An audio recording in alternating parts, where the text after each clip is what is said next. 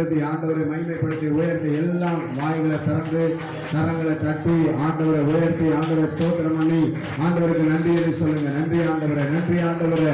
கர்த்தாவே இந்த 7ஆம் மாதத்திலே ஆண்டவரே உடைய சமூகத்திலே கர்த்தரங்களை கொண்டு வந்திருக்கிற தயவுக்காக ஸ்தோத்திரம் ஸ்தோத்திரம் ஸ்தோத்திரம் ஸ்தோத்திரம் ஸ்தோத்திரம் ஸ்தோத்திரம்.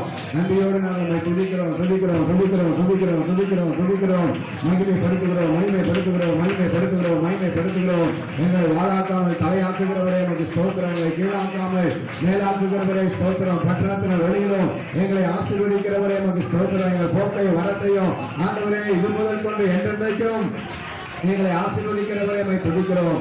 ஆண்டவரே நீங்கள் அமர்ந்திருந்து நானே தேவன் என்று அறிந்து கொள்ளுங்கள் என்று சொன்னமுடைய மகிமையான வார்த்தைகளுக்காக ஸ்தோத்திரம் ஸ்தோத்திரம் ஸ்தோத்திரம் ஸ்தோத்திரம் ஸ்தோத்திரம். நீர் என்னோடு இருக்கும் போது என்னாலும் எல்லாம் கரங்கள் தட்டி சத்தத்தை உயர்த்தி வாயை திறந்து